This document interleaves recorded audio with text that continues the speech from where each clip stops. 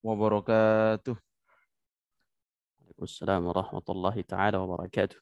Innal hamdalillah nahmaduhu wa nasta'inuhu wa nastaghfiruhu wa na'udzu billahi min sururi anfusina wa min sayyiati a'malina may yahdihillahu fala mudilla lah wa may yudlilhu fala hadiyalah. Amma ba'd.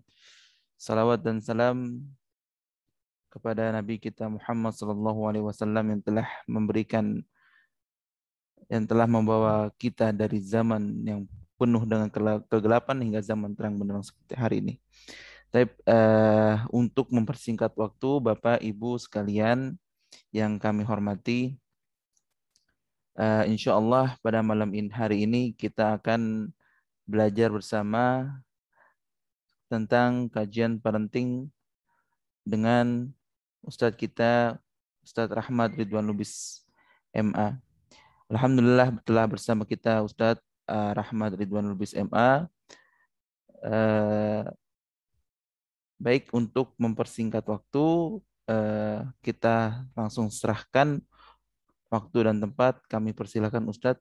Tafadhol. Bismillahirrahmanirrahim. Alhamdulillahi rabbil alamin wassalatu wassalamu ala asyrafil anbiya'i wal mursalin sayyidina Muhammadin wa ala alihi wa sahbihi ajma'in, amma ba'du. قال الله تعالى في كتابه الكريم بعد أعوذ بالله من الشيطان الرجيم بسم الله الرحمن الرحيم يا أيها الذين آمنوا قوا أنفسكم وأهليكم نارا وقودها الناس والحجارة عليها ملائكة غلاظ شداد لا يعصون الله ما أمرهم ويفعلون ما يؤمرون اللهم علمنا ما ينفعنا وانفع بما علمتنا وزدنا علما اللهم اجعل جمعنا هذا جمعا مرحوما وتفرقنا من بعده تفرقا معصوما. Semoga yang hadir pada majelis kali ini Allah Subhanahu wa taala berikan perlindungan kepada keluarganya. Semoga yang hadir pada majelis ini dimudahkan dalam rezekinya. Anak-anaknya dijadikan oleh Allah menjadi anak-anak yang saleh-salehah, dibimbing sampai akhir hayat. Amin amin ya rabbal alamin. Bapak dan ibuku yang saya hormati dan yang saya banggakan. Alhamdulillah, puji serta syukur kita dapat bertemu kembali dalam pembelajaran kita yang mudah-mudahan diberkahi Allah. Yang kami mengucapkan mohon maaf sebesar-besarnya pada pertemuan yang lalu dikarenakan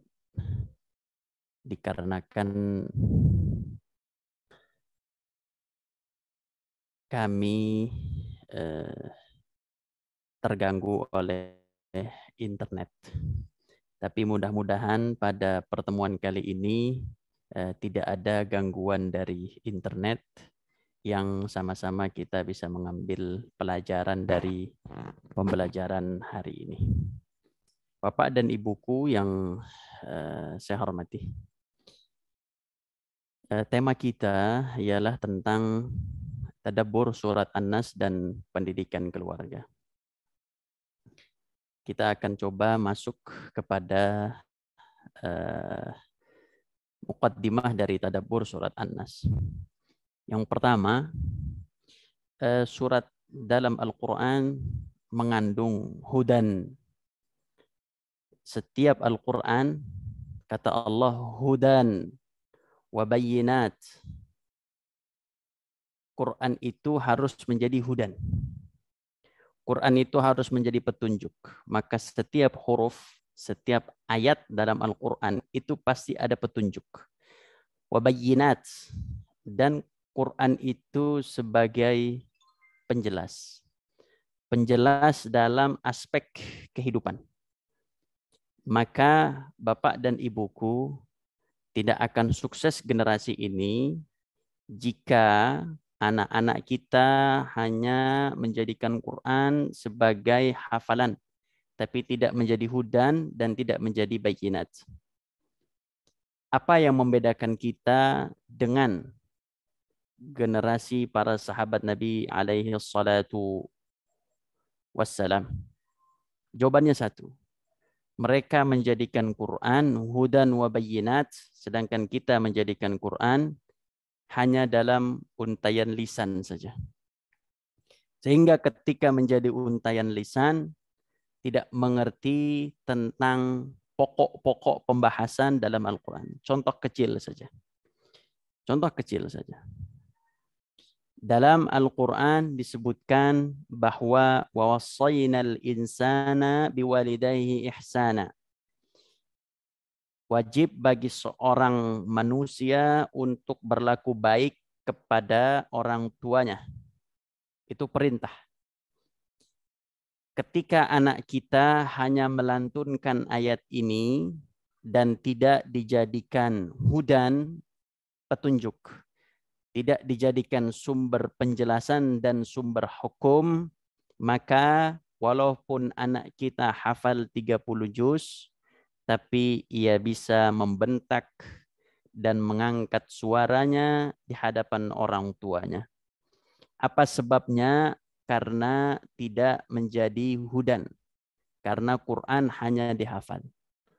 Itulah yang disampaikan oleh Abdullah ibni Mas'ud radhiyallahu taala anhu. Beliau mengatakan bahwa kata beliau, nahnu aqwamun, kami ini adalah kaum sulit menghafal Quran tapi mudah dalam melaksanakannya. Wa sayati fi akhir zaman aqwamun, dan akan datang pada akhir zaman sebuah kaum Quran mudah dihafal tapi sulit untuk diamalkan. Mengapa sulit untuk diamalkan? Jawabannya satu, karena Al-Quran tidak dipahami sehingga Al-Quran tidak dijadikan hudan sebagai petunjuk.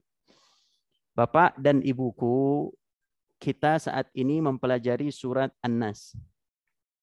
Surat yang kita hafal, yang kita akan coba menggali hudan dalam surat An-Nas. Menjadikan surat An-Nas sebagai petunjuk dalam kehidupan kita sehari-hari. Karena akan banyak petunjuk di sana, akan banyak penjelasan di sana, akan ada ilmu tauhid di sana, akan ada hukum-hukum fikih di sana. Banyak sekali sehingga pertemuan ini mudah-mudahan Allah berkahi dan kita bisa mengambil dan menyerap dengan baik serta melaksanakan yang penting. Kenapa saya katakan melaksanakan menjadi penting? Karena seseorang tidak dikatakan beriman sampai dia amilus salihat atau beramal soleh. Makanya dalam Al-Quran kalimat iman selalu diikat dengan amal soleh. Sebagai contoh dalam surat Al-Asri Allah Subhanahu wa taala berfirman, wal 'asri innal insana lafi khusr illa alladzina amanu wa 'amilus salihat. Illa alladzina amanu wa 'amilus salihat. Kecuali orang-orang yang beriman dan 'amilus salihat. Dalam surat Al-Kahfi juga Allah ikat kalimat iman dengan amal saleh yang berbunyi innalladzina amanu wa 'amilus salihat. Orang-orang yang beriman wa 'amilus salihat, diikat kalimat iman dengan amal saleh.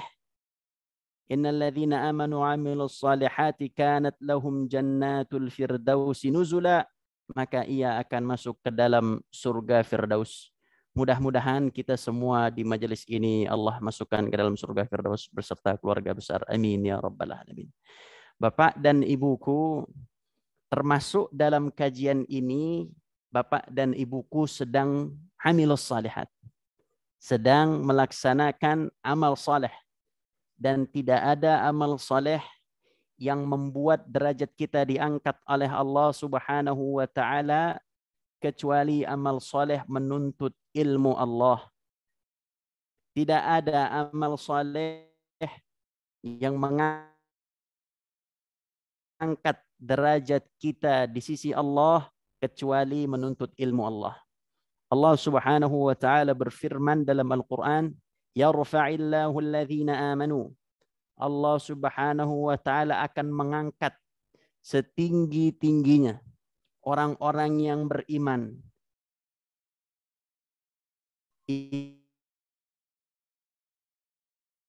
Kah saja cukup. Yarfa'illahu alladhina amanu walladzina utul ilma darajat.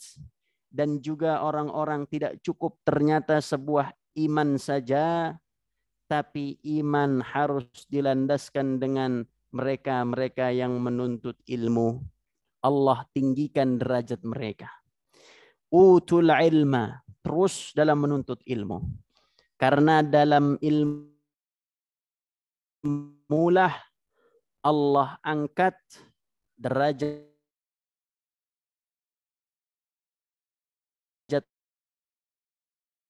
manusia.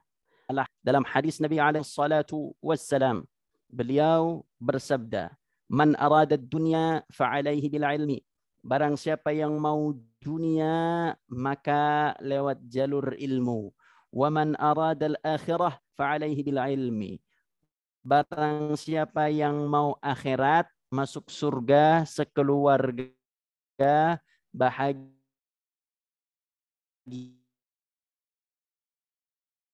dan dia juga harus dengan ilmu. Wa man aradahunya, surga dengan akhirat, maka ia juga dengan ilmu. Maka ini duduk di majelis mendengarkan dengan sama dan bisa menyerap ilmu ini. Karena tidak semua Allah gerakkan hatinya. Karena tidak semua Allah berikan fasilitas untuk menuntut ilmu. Dan orang-orang yang menuntut ilmu Allah itu adalah mereka yang memang dibimbing oleh Allah Subhanahu wa taala. Pencapaian tertinggi seorang manusia adalah dengan ilmu. Dan derajat seorang manusia adalah dengan ilmu. Sehingga seluruh nabi Allah berikan ilmu. Tapi tidak seluruh nabi Allah berikan harta dan dunia ini. Bapak dan ibuku yang saya hormati, dimanapun kita berada. Pada pertemuan kali ini, kita akan coba mengulas tentang surat An-Nas. Yang pertama, berapa jumlah ayatnya, berapa jumlah hurufnya, mana ayat ini, apa kelebihan surat An-Nas, apa makna yang tersirat dalam surat An-Nas, apa tafsir surat An-Nas, apa adab-adab dalam surat An-Nas, apa hukum fikih dalam surat An-Nas, kapan dianjurkan membacanya, dan apa hubungannya dengan pendidikan keluarga. Bapak, Ibu yang dirahmati Allah, yang pertama surat An-Nas adalah disebut dengan surat An-Nas. Atau nama lain dari surat An-Nas adalah Al-Mu'awwidhatain. Mu'awwidh itu artinya satu, pelindung. Mu'awwidhatain, dua surat pelindung. Maka surat An-Nas oleh para ulama selalu dikaitkan dengan surat Al-Falaq.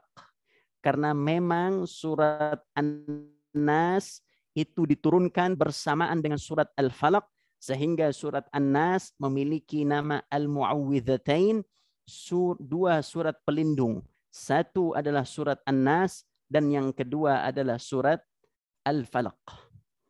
Nanti kita akan bahas mengapa surat An-Nas disampaikan oleh Nabi SAW menjadi surat pelindung. Berapa jumlah ayatnya? Kita hafal semua An-Nas. Berapa jumlah hurufnya? 79. Maka barang siapa yang membaca surat An-Nas, Allah Subhanahu wa taala akan memberikan kepadanya 790 pahala di sisi Allah Subhanahu wa taala. Wal hasanatu bi'ashri amsalihha. Setiap satu huruf akan Allah lipatkan 10 kebaikan. Maka 79 dikali 10 sama dengan 790 pahala yang kita dapatkan. Bukan hanya pahala, tapi juga bisa menurunkan keberkahan dan kebaikan.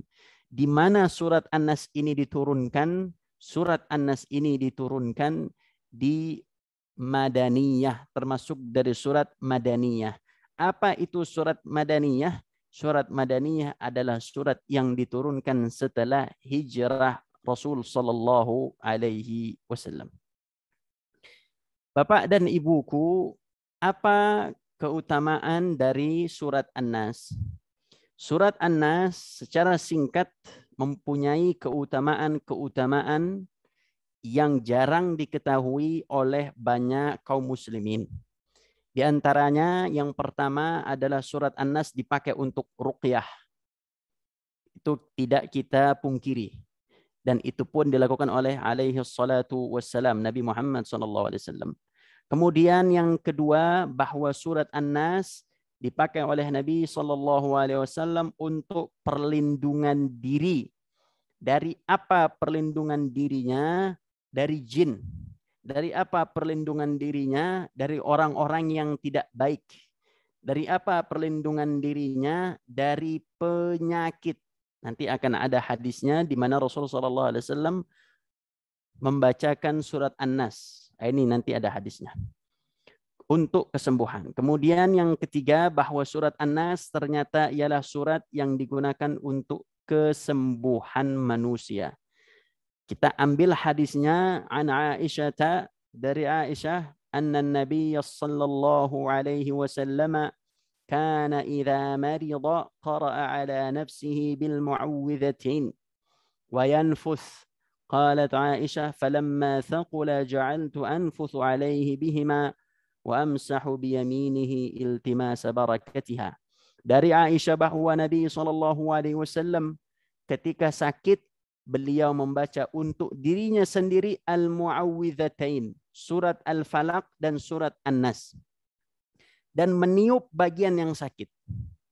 Apabila sakitnya berat, maka saya, kata Aisyah, maka saya yang akan membacakannya dan saya akan meniupkannya dan saya usap ke tubuh beliau dengan berharap berkahnya Al-Quranul Karim. Maka Bapak dan Ibuku, ketika Bapak dan Ibuku merasa ada bagian yang sakit dari anggota tubuh, apapun, pusingkah, tangankah, jantungkah, perutkah, kakikah, apapun, maka peganglah yang sakit. Contoh di sini. Peganglah tempat yang sakit tersebut dengan tangan kita. Kemudian kita memohon kepada Allah kesembuhan. Bacalah surat Al-Falaq dan An-Nas dengan penuh harap kepada Allah bahwa dengan surat ini Allah akan menyembuhkan, dan tidak dibaca dengan tergesa-gesa Bapak dan Ibuku, tapi dibaca dengan tenang dan yakin bahwa dengan dua surat ini akan Allah sembuhkan. Dibacalah, setelah dipegang, dibaca. Setelah itu diusap, kemudian ditiup. Ditiup, baru diusap. Itulah yang saya lakukan ketika Ananda Mikolas, seorang santri yang kemarin sempat dioperasi. Kami membacakan pada perutnya sebelum beliau operasi surat An-Nas. Ustadz, saya sudah membacakan surat An-Nas, namun masih juga sakit Ustadz.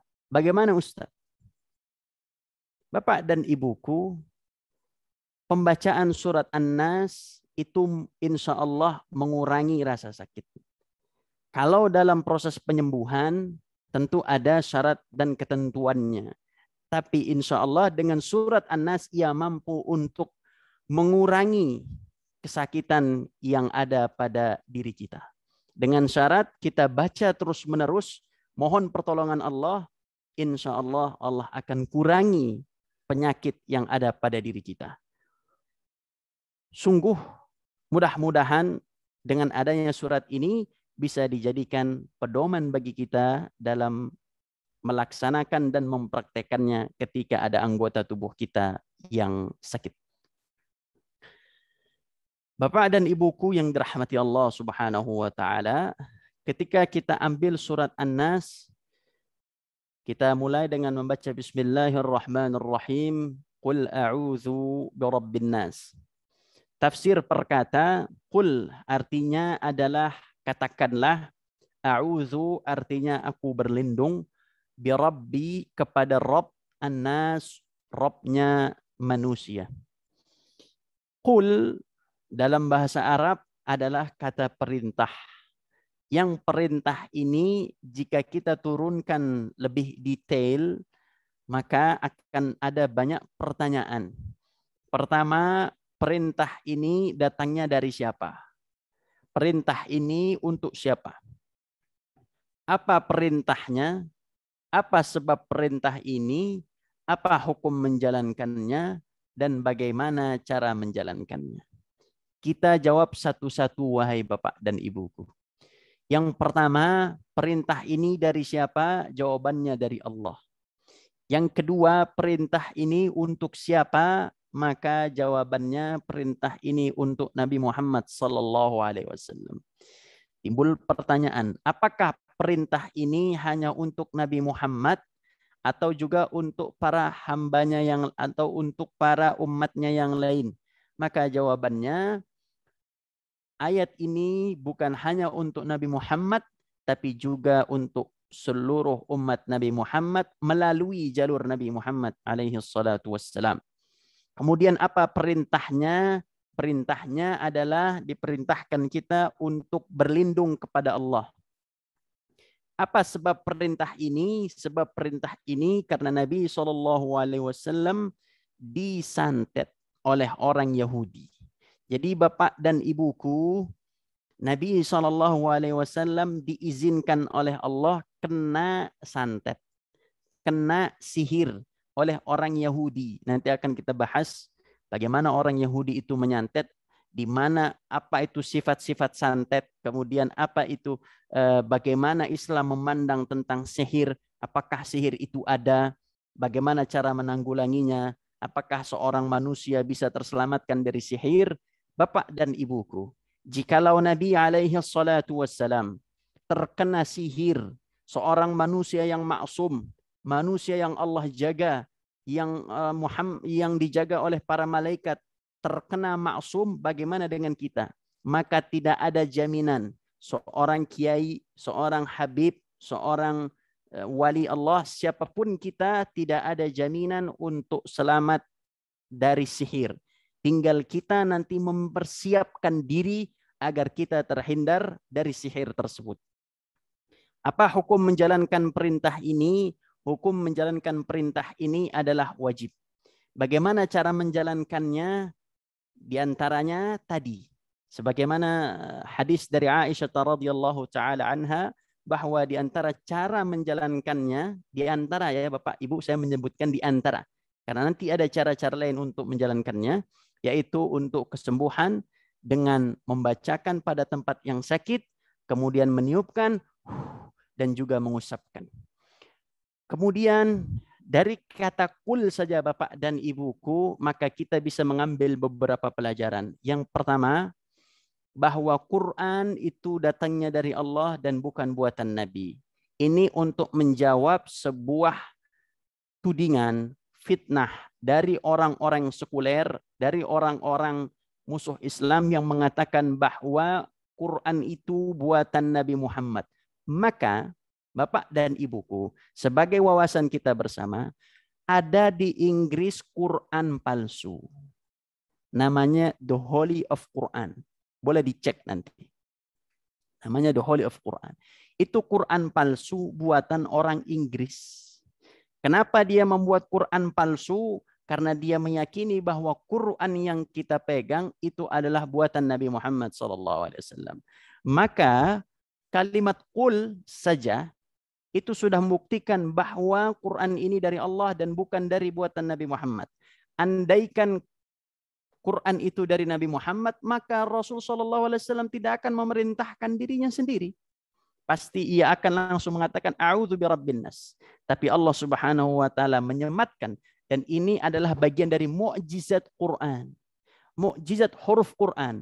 Satu huruf saja sudah cukup untuk membantah pernyataan bahwa Quran adalah dari Nabi Muhammad dan Quran bukan dari Nabi Muhammad. Kemudian ini juga sebagai dalil bahwa hidup Rasul SAW dibimbing oleh Allah Subhanahu wa taala. Karena setiap kejadian pasti ada ayat yang turun. Setiap ada permasalahan, Rasul SAW selalu menunggu bagaimana perintah dan tuntunan Quran. Dan itu banyak sekali. Sampai ada sebuah kisah dalam hadis di mana Rasul SAW terfitnah oleh orang-orang kafir Quraisy, di mana istri beliau Aisyah radhiyallahu taala anha difitnah berzina, hingga akhirnya Rasul SAW menunggu wahyu sampai lama, kurang lebih 30 hari tidak turun wahyu, sampai akhirnya orang-orang Quraisy mengatakan kepada Nabi Muhammad bahwa Nabi Muhammad telah ditinggalkan oleh Rabb-Nya. Itulah di antara sebab turunnya surat Ad-Duha. Di antara surat Ad-Duha kita mengetahui Allah Subhanahu wa taala berfirman, "Ma wadda'aka rabbuka wa ma qala." Wahai Muhammad, bahwa Rabbmu tidak meninggalkan kamu. Jadi hidup Rasul itu dibimbing oleh Allah. Bapak dan ibuku, jika saya bertanya kepada bapak dan ibuku, maukah bapak dan ibuku dibimbing Allah? Semua jawabannya mau. Maukah anak-anak kita dibimbing oleh Allah? Semua jawabannya mau. Bagaimana Ustadz caranya? Bukankah Quran sudah tidak turun lagi kepada kita? Bukankah Quran tidak turun lagi kepada generasi kita? Maka jawabannya adalah kita harus menggali Al-Quranul Karim, karena di situ adalah pedoman hidup.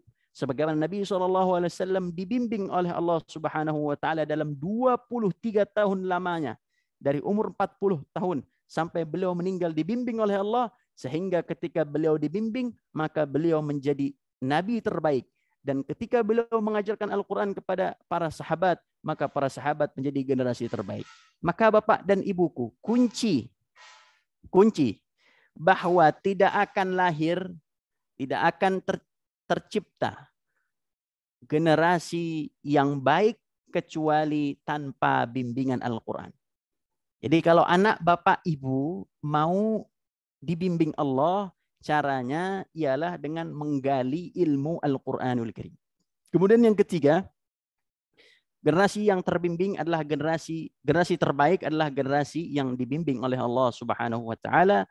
Dan kalimat qul ini diantaranya adalah bermakna perintah dakwah kepada para sahabat Nabi sallallahu alaihi wasallam. Bapak dan ibuku, setelah kalimat qul kita masuk ke dalam kalimat a'udzu. A'udzu artinya aku berlindung. Aku berlindung dari apa? Berlindung kepada siapa? Kapan harus berlindungnya? Maka ketika kita membaca surat Al-Fatihah, A'udzu billahi minasyaitonir rajim. Dalam surat Al-Fatihah ada ayat yang berbunyi Iyyaka na'bud wa iyyaka nasta'in. Ya Allah, aku bernyembah kepadamu ya Allah, dan aku juga memohon pertolongan kepadamu. Ini yang banyak yang keliru dari umat Islam ini. Di antara kekeliruannya adalah mereka beribadah kepada Allah tapi minta pertolongan kepada selain Allah, dan itu tidak sedikit, itu banyak sekali. Maka ayat Iyyaka na'bud wa iyyaka nasta'in Allah tafsirkan lagi dengan surat An-Nas, Qul a'udzu birabbin nas. Bagaimana cara untuk meminta tolong kepada Allah? Bagaimana cara untuk berlindung kepada Allah? Kapan kita harus berlindung kepada Allah Subhanahu wa taala?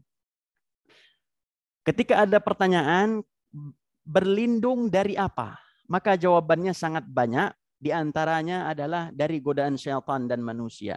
Bapak dan ibuku, saya mau tanya. Jika ada yang menjawab, alhamdulillah. Jika tidak ada, wa syukurillah. Bapak dan ibuku, siapa di antara bapak dan ibuku yang mendoakan anaknya terhindar dari, atau keluarganya terhindar dari godaan syaitan? Nah ini saya mau tanya, ada enggak ini? Ada yang menjawab? Baik. Tidak ada yang menjawab. Bapak dan Ibuku, doa atuh ada tuh. Ada satu orang yang jawab. Itu Syekh Rahmat Fauzi Lubis. Alhamdulillah sering Ustaz. Ada yang jawab alhamdulillah sering. Baik. Bapak dan Ibuku, doa yang pertama dibaca oleh orang tua saat anak lahir itu adalah doa memohon perlindungan anak dari godaan syaitan.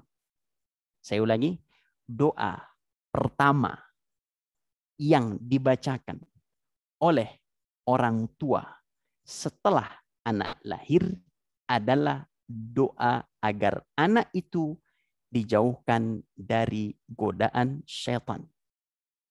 Betulkah Ustaz? Iya, betul. Apa dalilnya Ustaz? Dalilnya surat Ali Imran. Ketika ibunya Maryam, Imran punya istri. Imran punya istri, istrinya mengandung, lahirlah Maryam. Maka beliau mendoakan anaknya, Allahumma inni u'izuha bika wa dzurriyyataha minasyaitonir rajim. Ya Allah, aku memohonkan kepadamu perlindungan untuk anakku dan juga keturunan anakku ini ya Allah dari godaan syaitan yang terkutuk. Para ulama menjelaskan mengapa doa itu yang pertama yang diucapkan oleh ibunya Maryam dan itu dikekalkan oleh Allah dalam Al-Quran, surat Ali Imran. Kenapa doa itu yang Allah tampilkan? Kenapa tidak doa lain? Itu pertanyaannya. Maka jawabannya adalah karena, kata ulama, mereka mengatakan, karena pendidikan akan berhasil dan mudah dalam pembentukannya ketika anak kita dijauhkan dari godaan syaitan. Maka saya menyerukan kepada Bapak Ibu untuk mendoakan anaknya dengan doa ini. Dan setiap sholat tolong didoakan.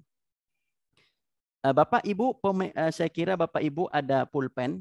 Ya, Bapak Ibu ada pulpen, Bapak Ibu ada alat tulis, tolong untuk ditulis. Tolong untuk ditulis surat Ali Imran, yaitu surat yang ketiga. Kemudian untuk doanya ada dalam surat Ali Imran ayat ke-36. 36 Allah berfirman, "Falamma wada'atha qalat rabbi inni wada'tuha unsa wallahu a'lamu bima wada'at wa laysa adh-dhakaru kal unsa wa inni sammaituha Maryam." Ini ayatnya, wa inni u'izuha bika wa dzurriyyataha minasyaitonir rajim. Ali Imran ayat 36 baris yang paling terakhir sampai ayat 36 itu. Wa inni u'izuha kalau untuk anak perempuan, kalau untuk anak laki-laki dari inni u'izuhu. Kalau anaknya banyak inni u'izuhum. Inni u'izuha bika wa dzurriyyataha minasyaitonir rajim. Baik, itu tolong dicatat, tolong diamalkan dalam setiap selesai salat. Kemudian kata para ulama lagi, kenapa harus doa yang pertama ini adalah doa agar anak kita dijauhkan dari syaitan? Kenapa? Ternyata Bapak dan Ibuku dalam hadis dijelaskan bahwa ketika anak manusia, tidak ada dalam hadis, tidak ada anak manusia yang lahir ke muka bumi ini kecuali anak itu akan menangis. Sepakat Bapak dan Ibuku? Sepakat ya? Kita sepakat bahwa setiap anak yang lahir ke atas muka bumi ini lahir dalam keadaan menangis. Kita sepakat. Secara ilmu kedokteran memang begitu adanya. Tapi ketika dilihat dari kacamata agama, ternyata ketika anak lahir ke atas muka bumi ini dia lahir dalam keadaan menangis karena ia ditembak oleh syaitan, dan syaitan sudah menjadikan anak ini dicap bahwa anak ini akan saya goda. Itu hadis Nabi, Bapak dan Ibuku. Jadi kalau anak kita lahir dalam keadaan menangis, itu dia sudah dipanah oleh syaitan, dan syaitan sudah mencap bahwa anak ini akan saya goda.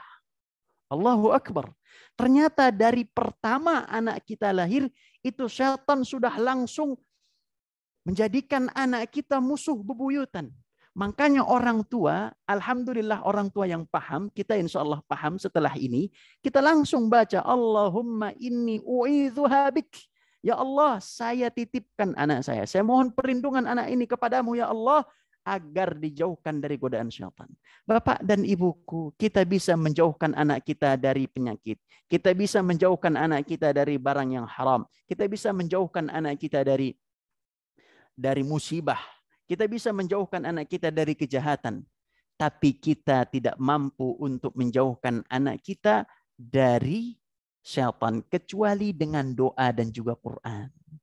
Maka Bapak dan Ibuku, mulai sekarang, hilangkan semua kegiatan syaitaniyah dalam rumah tangga. Ini juga kata para ulama. Hilangkan semua kegiatan syaitaniyah, kegiatan syaitan yang buruk-buruk dalam rumah tangga kita, agar syaitan tidak mudah dalam mengganggu keluarga kita. Nah, jadi itulah, oh begitu tuh Ustaz. Ya, jadi ternyata yang harus dilakukan oleh seorang muslim pertama kali ialah harus berlindung kepada Allah Subhanahu wa taala dari mulai ia lahir. Bapak dan Ibuku, sampai kapan Ustadz kita harus berlindung kepada Allah dari godaan syaitan? Ada yang bisa jawab? Sampai kapan? Sampai kapan? Baiklah. Jawabannya adalah sampai kita wafat. Mengapa sampai kita wafat? Disampaikan dalam hadis Nabi SAW ketika Abu Talib ingin meninggal dunia. Rasulullah SAW sebagai seorang keponakannya ingin menjadikan pamannya ini masuk Islam. Kemudian oleh Rasulullah SAW, wahai pamanku, silakanlah baca kalimat la ilaha illallah. Datanglah setan berbentuk manusia yaitu Abu Jahal, wahai Abu Talib, apakah engkau ridha akan meninggalkan agama nenek moyangmu? Sampai akhirnya seorang manusia, Abu Talib, paman Nabi, pembela Nabi, pejuang yang membela kebenaran Islam dan kebenaran Nabi Muhammad, mati dalam keadaan kafir. Dan dalam hadis Nabi SAW bahwa manusia akan digoda sampai detik terakhir ia ingin keluar dari dunia ini. Makanya tidak jarang orang yang keluar dari dunia ini, ia sulit mengucapkan kalimat la ilaha illallah karena ia selalu digoda oleh syaitan. Wal'iyadzubillah. Kemudian kita berlindung dari ciptaannya yang jahat. Ada syaitan, ada jin, ada binatang, dan seterusnya. Kemudian kita berlindung kepada Allah dari waktu kejahatan, waktu subuh, waktu malam, waktu siang. Kita berlindung kepada Allah dari sihir, dukun, santet, jin. Kita berlindung kepada Allah dari orang yang hasad, dari sifat buruk kita, dari kebodohan, kemalasan, sombong, kikir, dengki, suudzon. Kita berlindung kepada Allah dari maksiat dan kemungkaran. Kita berlindung kepada Allah dari pemimpin yang jahat. Dan juga kita berlindung kepada Allah dari penyakit, musibah, dan azab. Satu lagi poin yang saya lupa pada poin ini adalah kita berlindung kepada Allah dari harta haram. Saya mendoakan itu, ya Allah, jauhkanlah saya dari harta yang haram, ya Allah, jauhkanlah saya dari harta yang syubhat. Kemudian kalimah a'udzu ini menjadi dalil bahwa manusia perlu perlindungan kepada Allah. Dan manusia lemah. Manusia membutuhkan yang maha melindungi yaitu Allah. Dan keamanan adalah nikmat terbesar manusia. Sebagaimana dalam surat Quraisy ayat keempat. Alladzi at'amahum min ju'in wa amanahum min khauf. Yaitu orang-orang yang Allah berikan. At'amahum min ju', Allah berikan makanan dari kelaparannya. Wa amanahum min khauf. Dan Allah berikan keamanan dari rasa ketakutannya. Maka Dari poin ini Bapak dan Ibuku, kita bisa mengambil pelajaran, kita harus berlindung dari banyak hal. Ternyata musuh kita ada dari dalam diri kita. Apa itu? Sifat buruk, bodoh, malas, dengki, suudzon, fitnah dan seterusnya. Dan ada juga dari orang lain, ya, dari orang-orang yang ingin berbuat jahat. Makanya di antara zikir pagi dan petang yang selalu dibacakan oleh santri, dan juga ini saya menganjurkan kepada Bapak dan Ibuku, ada buku zikir pagi petang yang ditulis oleh pendiri pesantren yaitu Ustadz Muhammad Rizal Lubis. Itu ada di situ bacaannya yang memang dibaca oleh para santri, di antaranya adalah, ya Allah lindungilah saya dari sisi kanannya. Allahumma hfadni an yaminina wa an shimalina. Ya Allah, lindungilah saya dari sisi kanan saya, ya Allah. Lihatlah bagaimana Rasulullah SAW mengajarkan kita ayat-ayat doa-doa perlindungan dari semua sisi. Dari sisi kanan saya, ya Allah. Dari sisi kiri saya, ya Allah. An yaminina wa an shimalina. Wa min fauqina, dan juga dari wa min fauqina, dan dari atas kami, ya Allah. Wa min tahti arjulina, dan dari bawah, ya Allah. Wa min bainina, dan dari depan kami, ya Allah. Wa min khalfina, dan dari belakang kami. Semua arah dijadikan oleh Rasulullah SAW perlindungan, dan itu doanya dalam zikir pagi dan petang. Dan seterusnya masih banyak lagi, dan kita juga berlindung dari sifat buruk seorang istri. Ini saya mohon maaf Bapak, saya mohon maaf kepada ibu-ibuku yang hadir pada pertemuan kali ini, saya mohon maaf. Saya harus katakan ini karena ini adalah hadis Nabi SAW. Seorang suami yang punya istri, itu doa pertama untuk istrinya adalah memohon semua kebaikan yang ada pada istrinya, dan juga memohon kepada Allah berlindung dari keburukan yang ada pada istrinya. Tinggal pertanyaannya, bapaknya mendoakan ini tidak? Bapaknya melakukan ini tidak? Ada doanya. Jadi ketika seorang baru menikah, dianjurkan dalam doanya itu, seorang suami pegang pala istrinya. Pegang pala istrinya, kemudian berdoa. Dalam hadis, Allahumma inni as'aluka khairaha wa khaira ma jabaltaha alaiha. Ya Allah, saya memohon kebaikan pada diri istri saya. Semua kebaikan pada diri istri saya mohon. Wa khaira ma jabaltaha alaiha, dan semua kebaikan yang telah engkau tetapkan kepada istri saya. Wa a'udzubika, dan ya Allah, saya berlindung min syarriha, berlindung kepadamu dari keburukan istri saya.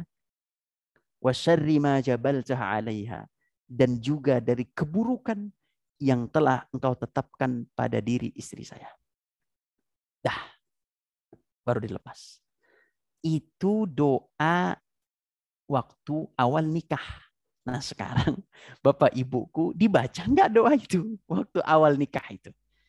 Enggak Ustadz, belum sampai ilmunya. Baik, tidak apa-apa. Sekarang nanti setelah kajian ini, insya Allah saya akan share doanya di grup wali santri dan di grup yang lain juga. Dan silahkan dipraktekkan. Ya. Istrinya jangan merasa diruqyah. Wah, suami saya ruqyah sayang. Istrinya jangan merasa diruqyah. Ini sunnah Nabi. Kenapa Nabi SAW mengajarkan kita sebagai seorang suami untuk mendoakan dan kita mengharapkan dari seorang istri kita kebaikannya, dan kita berlindung kepada istri kita, kepada Allah dari keburukan istri kita. Kenapa? Karena itu adalah sumber kedamaian dalam rumah tangga. Sumber sakinah, mawaddah, warahmah. Karena apa Bapak dan Ibuku? Ini mungkin saya sudah kisahkan sedikit kisahnya, bahwa jangankan keluarga kita, keluarga Nabi Ibrahim saja itu pernah berantem, pernah cekcok. Makanya Siti Hajar suruh ke Mekah. Lahirlah di sana Ismail. Dan Siti Hajar di Syam atau di Palestina, lahir di sana Ishak. Makanya Bani Israel banyak di Palestina.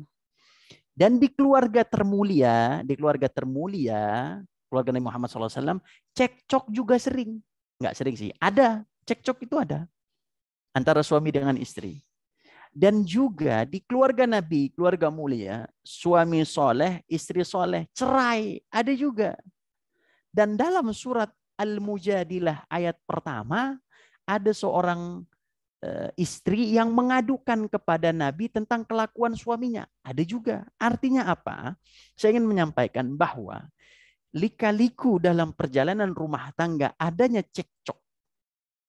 Bagian dari hal normal dan manusiawi.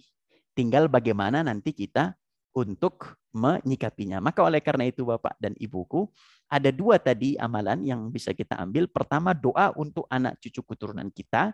Dan yang kedua adalah doa untuk siapa? Doa untuk istri kita. Ya.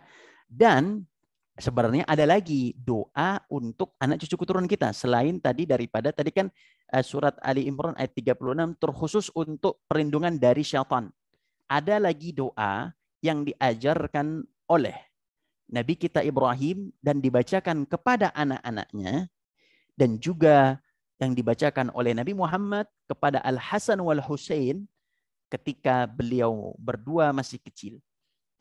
Apa itu doanya? Insya Allah kita akan bahas pada pertemuan berikutnya. Insya Allah. Bapak dan Ibuku, saya kira cukup karena waktunya sudah menunjukkan 8.48. Yang benar tentu datangnya dari Allah. Yang salah datangnya dari saya pribadi. Walafu minkum. Wassalamualaikum warahmatullahi wabarakatuh.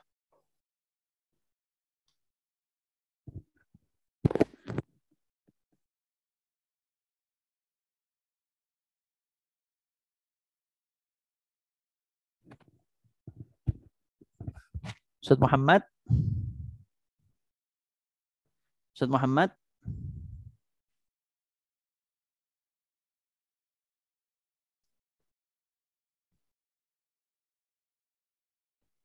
Alhamdulillah Ustaz. Fadal.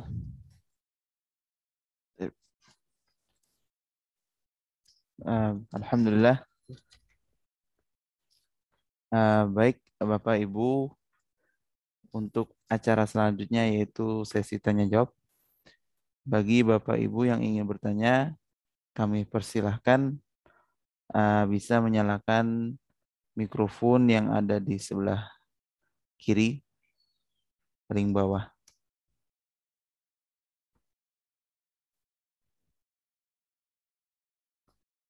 Baik Bapak Ibu, silakan yang ingin bertanya.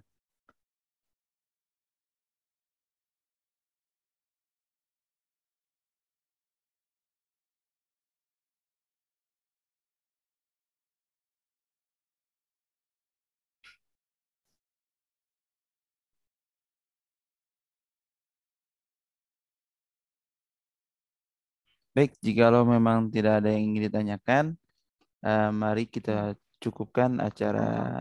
Oh, ada? Silakan Ibu. Assalamualaikum Ustaz. Dengan orang tua siapa? Ibu Syarifah. Ibu Syarifah. Ibu Syarifah, baik. Silakan Ibu. Ibu Syarifah Meru ya. Betul. Masya Allah, ahlan. Selamat datang Ibu Syarifah ini. Iya jamaah. Ustaz. Ini justru saya yang harus bertanya, bukan Oh, ke Uwa Syarifah, bukan saya yang ditanya oleh Uwa Syarifah ini seharusnya ini.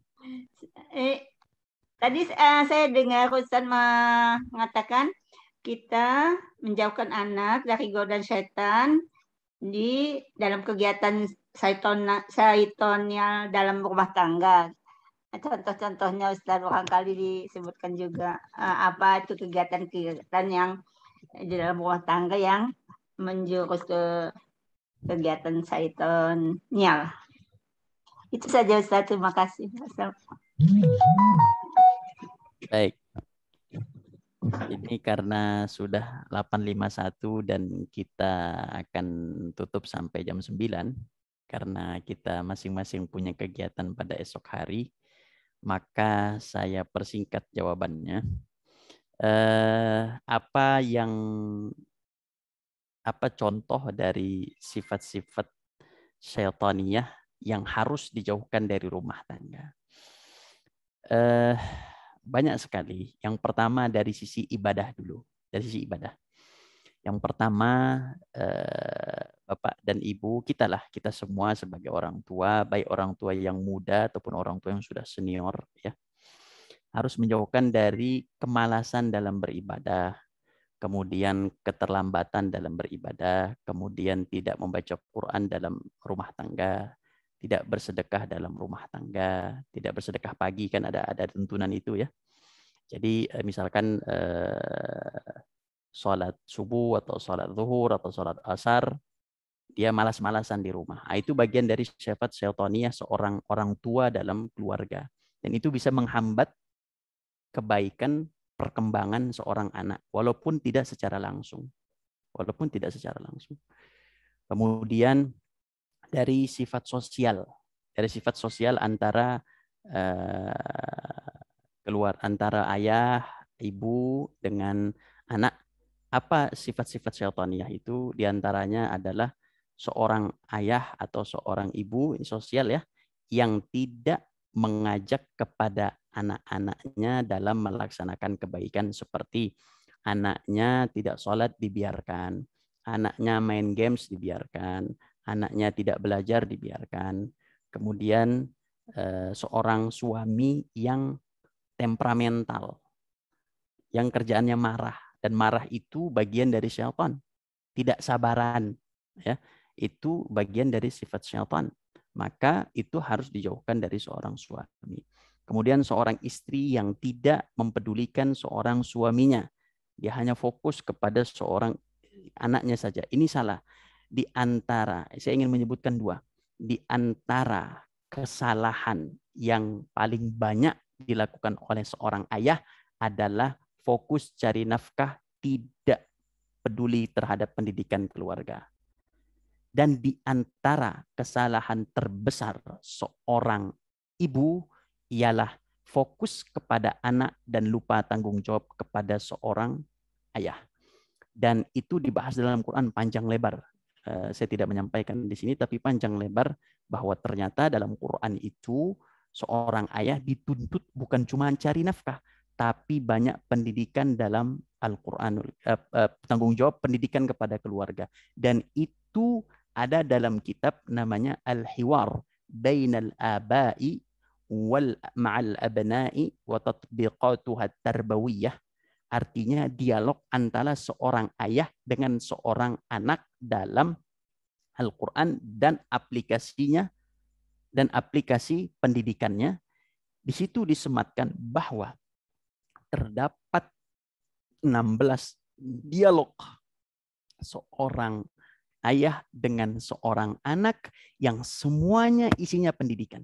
Saya ulangi, dialog di dalam kitab ini disebutkan terdapat 16 dialog seorang ayah dengan seorang anak. Dalam 16 dialog tersebar pada 9 surat Al-Quranul Karim, dan sangat sedikit sekali pembicaraan seorang ibu dengan seorang anak. Nah itu. Adapun yang kedua, seorang ibu kesalahannya adalah fokus kepada anak.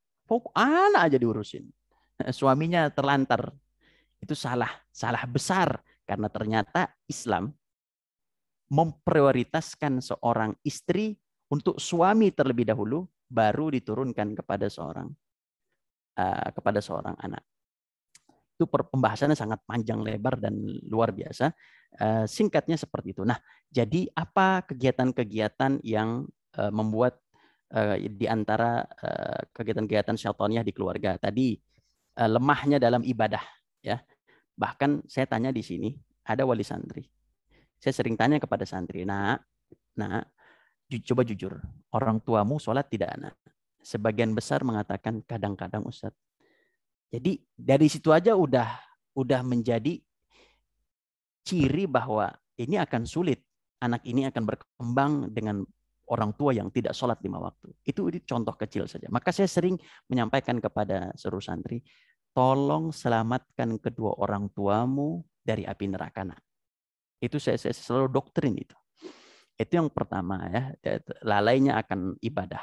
Kemudian yang kedua tadi adalah bab sosial, ya, seorang ayah yang temperamental, kemudian tidak peduli dengan anak yang tidak berhijab, kemudian seorang ibu juga yang menelantarkan suaminya, kemudian seorang ibu juga yang tidak peduli dengan anaknya. Dan yang ketiga, ya, contoh yang ketiga adalah bahwa seorang ayah, ini yang ketiga yang paling penting dan saya akan tutup dengan ini.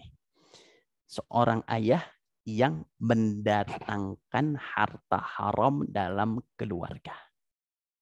Ya, itu poinnya. Itu poin penting sekali dan itu akan merusak mental seorang anak secara tidak sadar.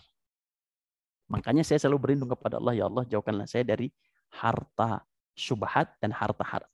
Dan almarhum orang tua kami yang juga banyak yang kenal di sini, almarhum Ustadz Muhammad Rizal Lubis sangat menekankan kepada anaknya. Wasiatnya ada 2. Banyak wasiatnya, tapi terkait dengan harta itu ada 2.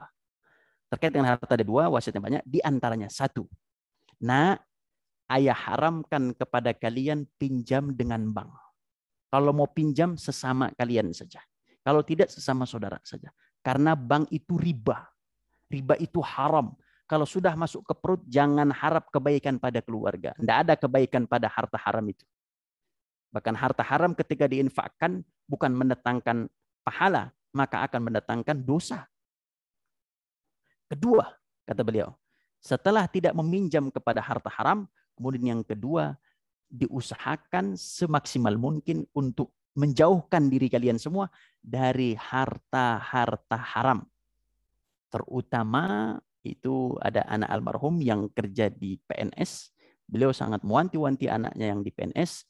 Kamu kalau dikasih hadiah, dikasih bonus, dikasih apa-apa, jangan terima dan jangan kasih untuk anak istrimu, tapi berikan kepada jalan, berikan untuk pembangunan. Yang penting jangan masuk ke dalam perut. Karena ketika sudah masuk ke dalam perut, itu sangat berbahaya. Dan itu ada kisahnya.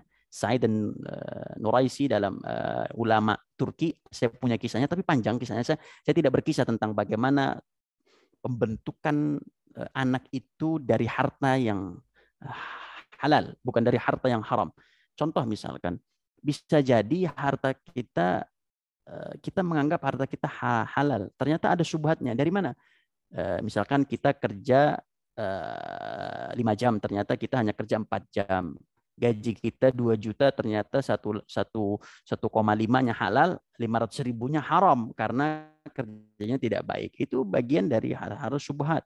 Makanya beliau almarhum Kiai Haji Muhammad Rizal Lubis, beliau mengatakan orang tidak hanya korupsi tentang uang, tapi ada juga orang korupsi waktu. Ketika orang korupsi waktu, kata beliau, orang korupsi waktu, maka hartanya juga syubhat dan itu bisa mengarah kepada haram.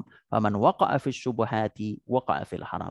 Barang siapa yang masuk dalam lubang syubhat, maka ia telah masuk ke dalam lubang al-haram. Wallahu taala a'lam bis-shawab. Yang terakhir Bapak dan Ibuku, yang terakhir, ini juga yang penting, yaitu musik. Musik bagian dari syaitan. Maka jauhkan rumah kita dari musik. Kalau perlu tidak boleh dinyalakan TV. Kecuali TV-TV yang nilainya edukatif, itu boleh. Tapi selain daripada itu, jangan menyalakan TV. Ini juga bagian dari syaitaniyah. Ini juga panjang pembahasannya, tapi itu saya singkatkan saja. Jadi dari segi ibadah, dari segi sosial, dari segi harta yang halal, yang haram, kemudian juga dari musik. Itu ada 4 kurang lebih sifat-sifat syaitaniyah dalam rumah tangga yang harus kita jauhkan, dan dengan itu mudah-mudahan Allah mudahkan kita dalam membentuk generasi berikutnya insyaallah taala. Wallahu taala alam bis-shawab. Amin, amin ya Rabb. Jazakallah khair Ustaz. Sama-sama, Wak, sama-sama. Fahim udah, fahim sekarang. Alhamdulillah, insyaallah, alhamdulillah. Assalamualaikum. Assalamualaikum warahmatullahi wabarakatuh. Baik, kita cukupkan acara malam ini. Semoga kita diberkahi oleh Allah Subhanahu wa taala dan ilmu kita yang telah pelajari pada malam ini bermanfaat. Amin amin ya rabbal alamin. Baik, nahtatim bilhamdalillah. Subhanallahumma wa bihamdika asyhadu an la ilaha illa anta astaghfiruka wa atubu ilaik. Sekian dari kami, kurang lebihnya mohon maaf. Wassalamualaikum warahmatullahi wabarakatuh. Waalaikumsalam Waalaikumsalam warahmatullahi taala wabarakatuh. wabarakatuh.